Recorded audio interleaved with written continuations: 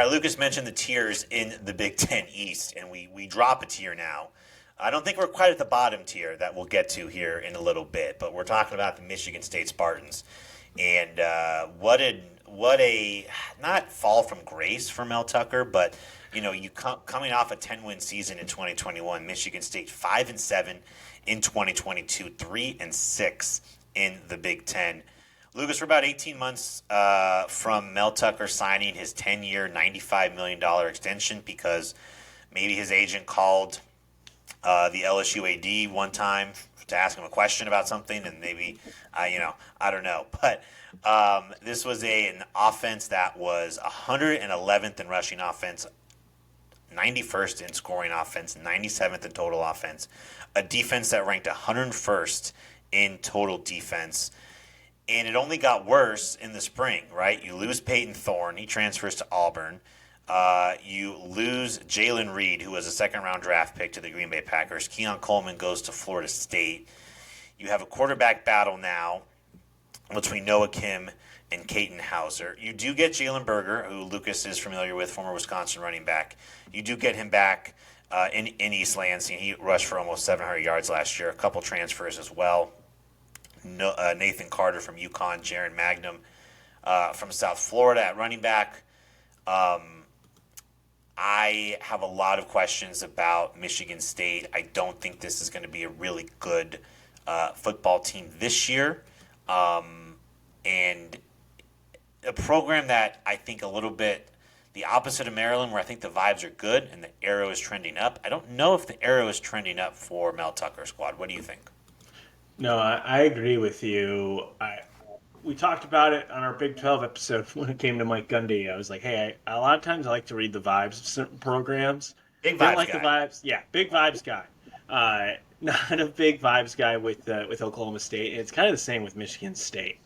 Because you look at outside of that 11-2 season that they had 2 years ago. Yes, unbelievable coaching job by Mel Tucker. But they were 2-5 the year before that. Then they revert back to 5-7. I don't know where they're at.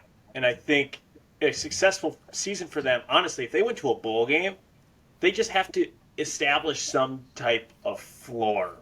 And look, I think defensively, this might be the best defensive team that Mel Tucker has had. You mentioned the defensive numbers the last couple of years. As Mel Tucker said 2 years ago, they were dead ass last in passing defense. They weren't much better last year. They do return a lot on the defensive line and in the front seven. They have one of the best linebackers in the Big Ten in Cal Holiday, who had over almost 130 tackles. And they even bring back the guy who took Holiday's spot last year before he got hurt, Darius Snow. And they're going to be playing both of those two together. So I think defensively, especially in that front seven, they could be really good. But you mentioned the turnover on offense. You've got I think what hurt too is both Peyton Thorne and Keon Coleman. These were not expected losses. Right. You went through the Both entire spring. transfers. Yes. Both spring. both spring guys. So you didn't even have a spring to bring other guys up and to take reps and snaps like that. Their offensive line, yes, they returned 4 starters, but it wasn't like this offensive line was wrecking people or anything like that earlier. And I just think right now, I think if things go well, I think they can make a bowl game. But that's saying something if things really need to go well, and that's kind of your ceiling for the year.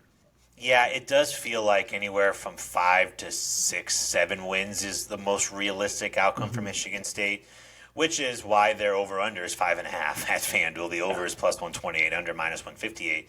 The schedule, I think, somewhat is favorable, right? You get Maryland and Michigan and Penn State at home, although technically Penn State's in Detroit, at Ohio State. The non-conference is Central Michigan, Richmond, and Washington. Washington's going to be tough, so you're looking at likely 2-1 in the non-conference. So you got to get 4 Big Ten wins if you go 2-1 in the non-con to hit your over. Rest of the schedule here: at Iowa, at Rutgers, at Minnesota, at Ohio State, at Indiana.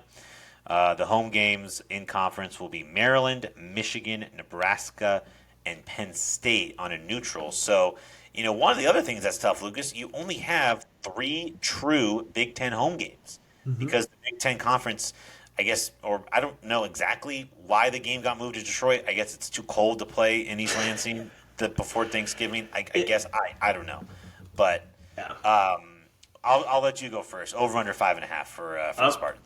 I'm under Yeah. for Michigan State. I think 5-7 is much more likely than that, and a lot of that was because you were mentioning earlier when we were talking about their woes in the pass defense. Last year, their best defensive guy, Xavier Henderson, who was really good, went to the NFL. He missed 4 games last year.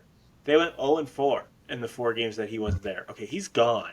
And in your first month, you have to go up against Washington, who only led college football in passing offense last year and absolutely decimated Michigan State in Olympia. And you have to go against Maryland, who we just went over, is going to have a really, really good passing attack early. And it's just like, then you have to go on the road at Iowa.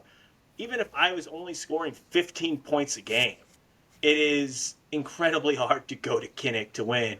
So you could be potentially looking at 2-3 going into a bye, and then I'm just like, what is the mindset of this football team going forward? If you're 2-3 going in there, there's easily 4 more losses on that schedule. So it's under for me for Michigan State this year. I was joking because you mentioned the 2 dynamic passing offenses that they play in weeks 3 and 4, and then I was like, well, at least 5 and 6 you have Rutgers and Iowa, so at least you kind of come back down to earth a little bit. It's an under for me as well. It's not a big under. I think 5-7 is decently likely. Wouldn't shock me if they get to a bowl game as well. I think 6-6, but you got to be thinking if Mel Tucker is 10-14 in the last 2 years. I don't know if you can let him go with how that contract is, and I don't know if Michigan State's one of these teams that can pay a $60 million buyout. We'll see. Not that we're anywhere near that point yet, but just something to start thinking about. I'm not going to put coaches in the grave in July. We're just not going to do it. It's not my thing. All right, let's. Speaking of putting coaches in the grave, let's get to Tom Allen in Indiana. What a segue.